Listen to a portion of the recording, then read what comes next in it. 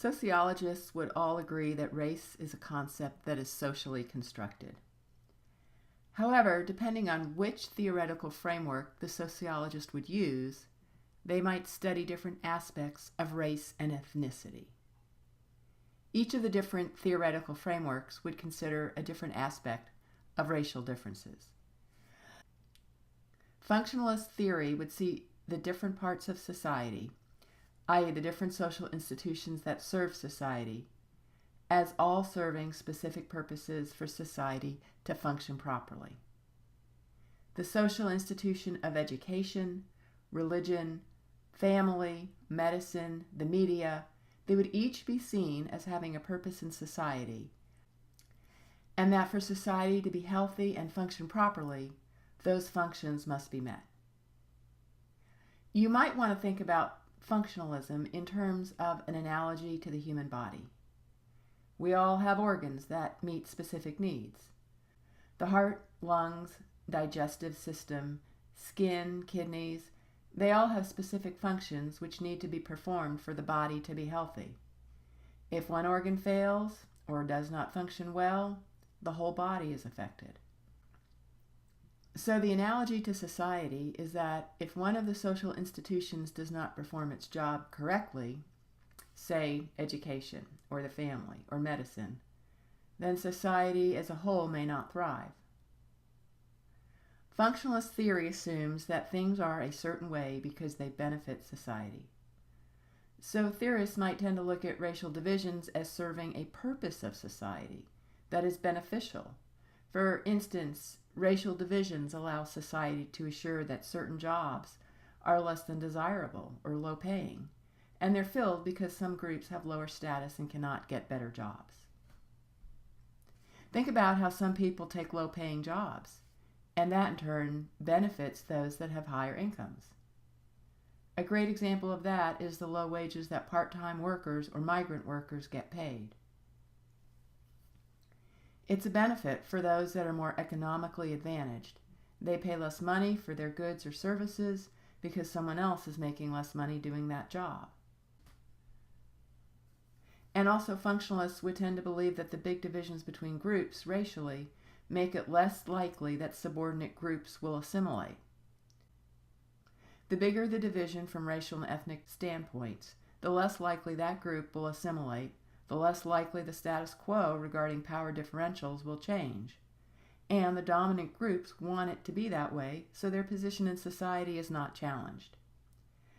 At the same time, theorists would agree that assimilation is a good thing overall for society. That having people believe the same thing creates cohesion and is one of the building blocks of society. So functionalists would want to see that racial divisions would be minor, so that assimilation can be achieved. Symbolic interactionalist theory would have a different perspective. It's what's known as a micro-theory, and it focuses at the individual level rather than at the group or macro level. Symbolic interaction focuses a good deal on the social construction of reality and would consider how meaning is created through everyday interactions between individuals.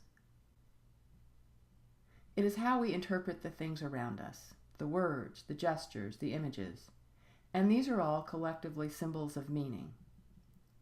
So if you consider the label symbolic interaction and think about how the social world is full of symbols, and that the meaning of the symbols is due a great deal to how we interact, then you understand where the name symbolic interaction comes from. So premise 1 for this theory is that we construct the meaning of our social environments. Premise 2 is that when we act on that meaning or those assumptions, that we are then reinforcing that meaning and reinforcing social differences, including racial divisions.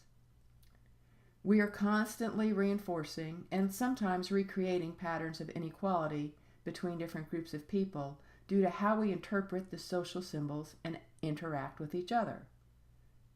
One of my favorite quotes about social construction is W.I. Thomas, who said, "Situations that we define as real are real in their consequences." Hence the idea of social artifacts being socially constructed, but being real in their consequences. as in the cartoon posted on this slide. Conflict theory would focus instead on the divisions in society and the struggle between groups for power, whether it be economic, social, or political power. Groups that are in power don't want much change because threatening the status quo threatens their advantage in society. There are plenty of examples of dominant groups passing laws or other policies to maintain their advantage and maintain the subordinate status of the lower class groups. Conflict theory became popular in the 1960s because it became apparent that other theories such as functionalism and symbolic interaction did not adequately explain the strife and the social discord that was occurring during the U.S. Civil Rights Movement. There are plenty of social policies that can be considered under this theory. Two that are not listed on this slide are discriminatory lending practices and redlining of housing areas by banks. We'll look more closely at those when we use the race, the power of illusion materials on where race lives and the house that we grew up in, as well as some of the later materials in our texts and lectures. While conflict theory is based on the more classical theory of Marxism, looking at who has power and how do these groups maintain their dominant position in society, critical race theory, on the other hand, is a theoretical framework in the social sciences that uses critical theory to examine society and culture as they relate to categorizations of race, law, and power. Critical race theory began as a theoretical movement within the American law schools in the mid to late 1980s as a reworking of critical legal studies on race issues. This framework of thinking recognized that the laws that were developed in the 1960s and 1970s did not seem to be very effective at changing the differences in power between the races. A great example here are the employment and housing laws that were passed in the 1970s, which a decade later did not appear to have made much difference in the divide regarding access to employment and housing resources for minority groups. Critical race theory maintains that racism is inherent in our society and that we must take steps to eradicate it.